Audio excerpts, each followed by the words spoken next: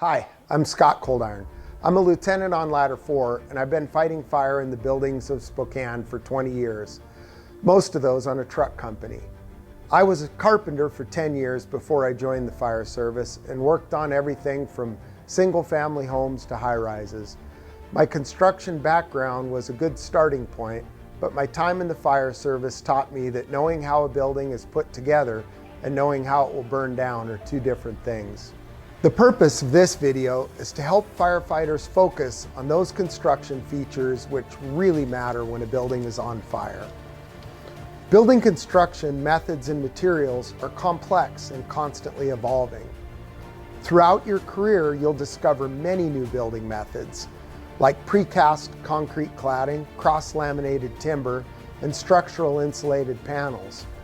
Interesting and useful knowledge, but it is easy to get lost in the weeds. As you study construction, know this: building construction only matters when it affects fire behavior or when it fails due to fire. A failure to understand how building construction affects fire behavior can get us killed. Let's take a look at the Sofa Superstore fire. In 2007, Charleston firefighters used the same tactics which had worked well for them in single-family dwellings, but in a sprawling commercial building with a massive fire load. They failed to recognize a building type and occupancy which required different tactics, and 9 firefighters were killed. The Sofa Superstore was a 31,000 square foot, single-story Type 2 building loaded with over 1,000 pieces of furniture. The fire started in a covered loading dock at the rear of the building and spread into the main showroom above a suspended ceiling. 6 minutes before the first Mayday call, firefighters noted no heat in the showroom and only light smoke at the ceiling. Nobody opened up to check for fire overhead. In a single minute, the smoke dropped to the floor. Heat intensified rapidly. Zero visibility and untenable conditions developed over the next couple minutes as fire attacked lightweight steel bar joist trusses above the dropped ceiling. A crew on a 1.5-inch hose line fought fire in the back of the showroom, and a 1-inch booster lead flowed briefly in the middle of the room. Together, they were set up to flow 100 gallons per minute, but it's likely that only a fraction of that was flowing due to low pressure and sporadic operation. Conservative fire flow calculations would call for a minimum of 4 2.5-inch hose lines, flowing 1,200 to 1,400 gallons per minute in order for the interior attack to have a chance. As fire overtook the showroom and Mayday calls began to come in, 16 firefighters operated in the showroom, but just a single 1.5 inches was flowing water. When things go wrong at somebody else's fire, it's easy to point the finger at bad decisions that led to this outcome, smug in the knowledge that we wouldn't make the same mistakes. But we could.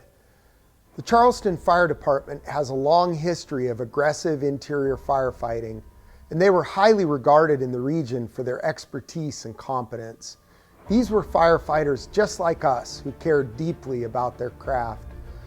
They also had good reason to conduct an interior attack, since a Superstore employee was rescued from inside the building just as conditions were deteriorating. Don't let the successes of past fires lure you into complacency.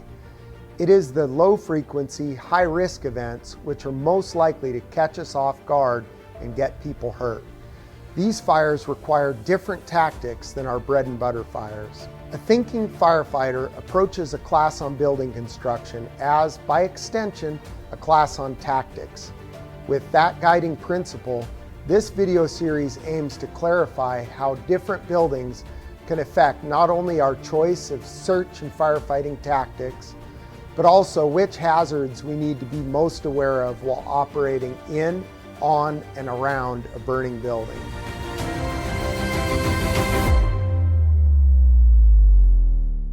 Our first priority at a fire scene is always saving lives.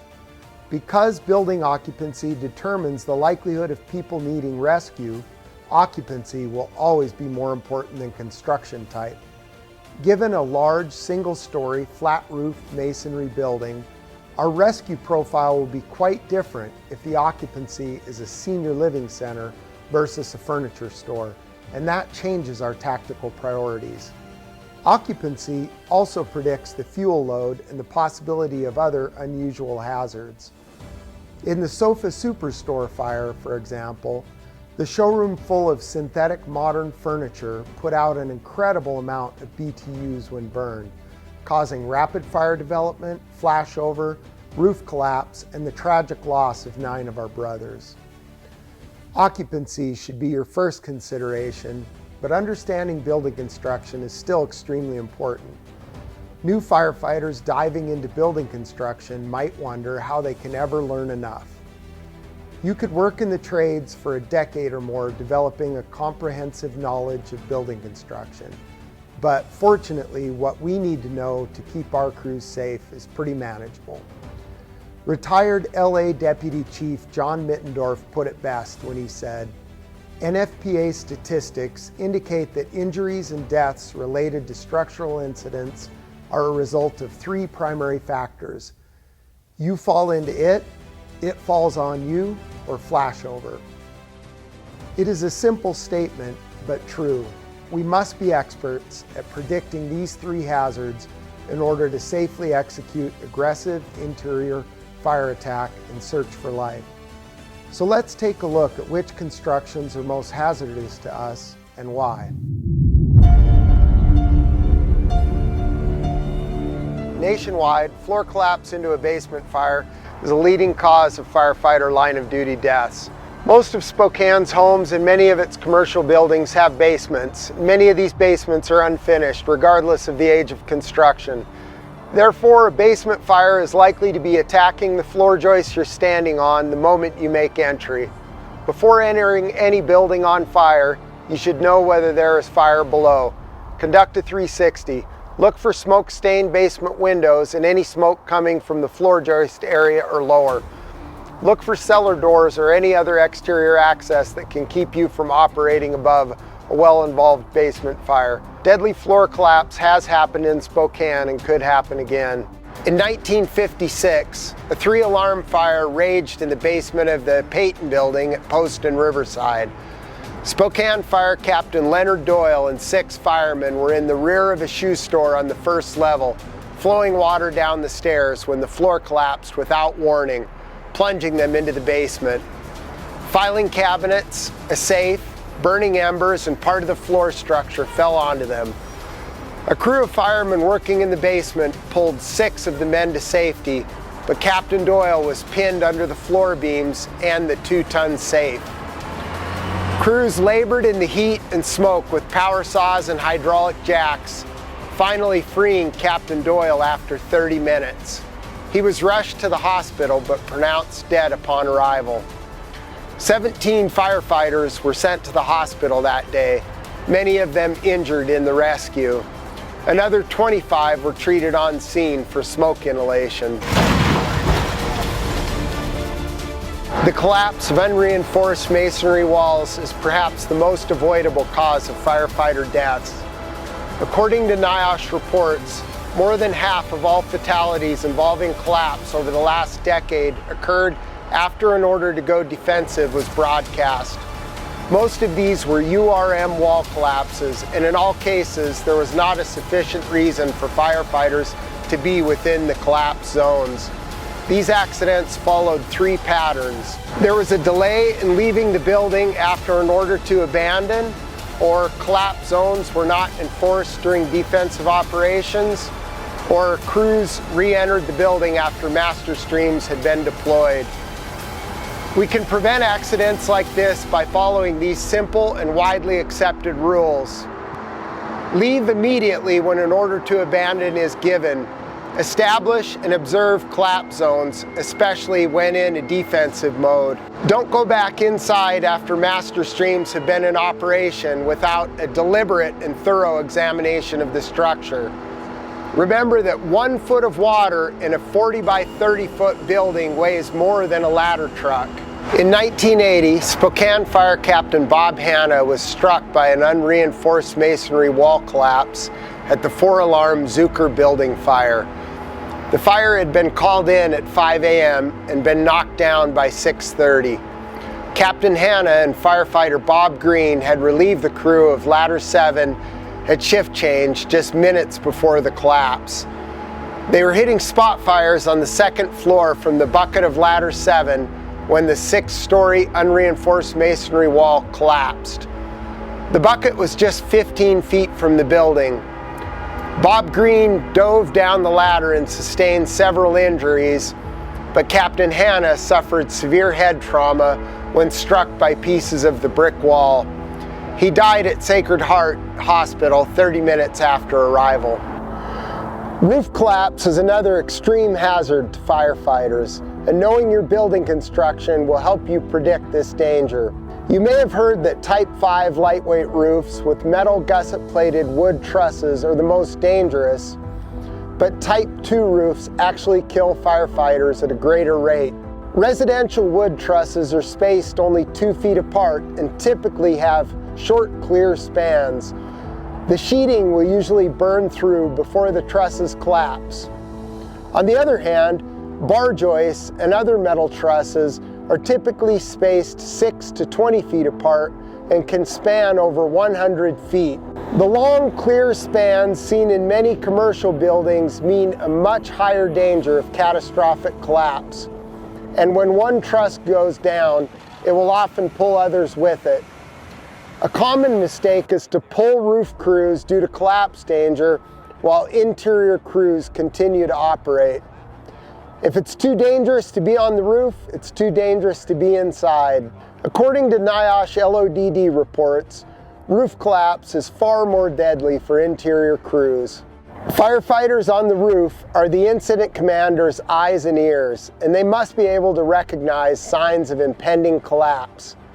In the case of a Type 2 roof, the roof crews should watch for typical sagging of metal trusses when heated, then notify command and abandon the building. If you are fighting fire inside a building with metal trusses, consider stretching multiple 2.5-inch hose lines. A straight stream will easily blast through dropped ceiling tiles, and sweeping the underside of the roof will cool the steel, stopping the deformation of the trusses and reducing the risk of collapse. If heavy fire conditions prevent interior operations, consider a blitz fire at the doorway. It can be left unattended if necessary. In all, 69 firefighters responded. 7 of those were injured and 1 killed. The firefighter who died has been identified as Paul Heidenreich. He and 2 other firefighters were on the roof of the building when it suddenly collapsed. In 1982, Spokane firefighter Paul Heidenreich was killed in a roof collapse at the 4-alarm Tri-State Distributors Warehouse fire here at Sheridan and First. The 50,000 square foot, 1-story Type 2 building had been burning for only 11 minutes after the first unit arrived when the roof came down unexpectedly. 2 firefighters were entering the building when a blast of heat and a large flash blew them 15 feet into the street, and they heard the roof collapse immediately after. Dutch Wolf, Jim McNamee, and Paul Heidenreich had just vented a 5-foot by 6-foot skylight, releasing a large amount of fire when they felt the roof drop a few inches. They ran for their ladder, but the roof collapsed as they reached the parapet wall. Paul was a few steps behind and fell into the building, while Jim and Dutch were able to hang on to the parapet for a few moments before they fell. Wolf and McNamee were rescued through windows, but Paul Heidenreich was trapped under debris from the collapse and perished in the fire. The ATF concluded that accelerants were responsible for the extremely fast fire development. While we cannot second guess the tactics used at a fire which occurred nearly 40 years ago, it is worth noting that the firefighters began breaking out windows upon arrival, and there is no record of hose streams operating on the fire before or during the ventilation effort. Remember that no ventilation is usually better than uncontrolled ventilation.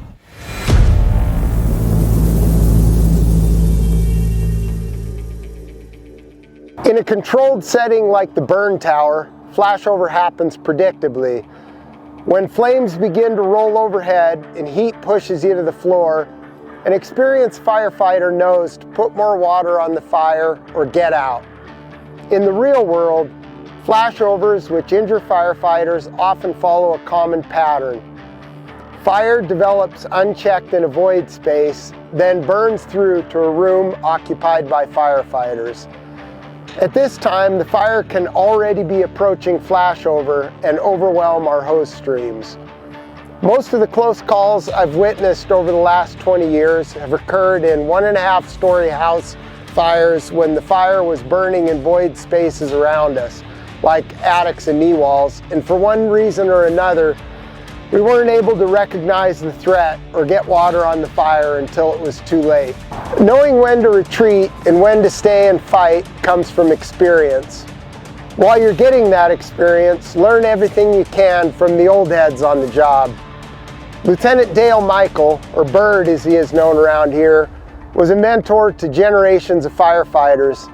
When I was a probie, I heard Bird's name a lot. They said he was hell on wheels at a working fire. Later, I was lucky enough to work for Lieutenant Michael on Ladder 2. Bird was known for his bravery and hustle, but I think what set him apart was that he was constantly learning, training, and seeking others' opinions on the best way to get a job done.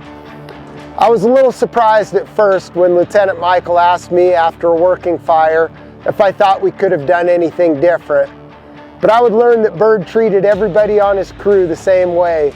He really wanted to know your point of view. Bird often said that fighting the fire you can see is the easy part.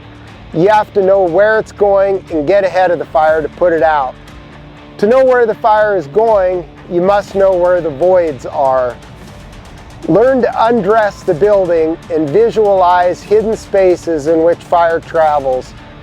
Learn to look for the pipe chases, porch roofs, soffits, knee walls, collar ties, and attic spaces in which fire can hide.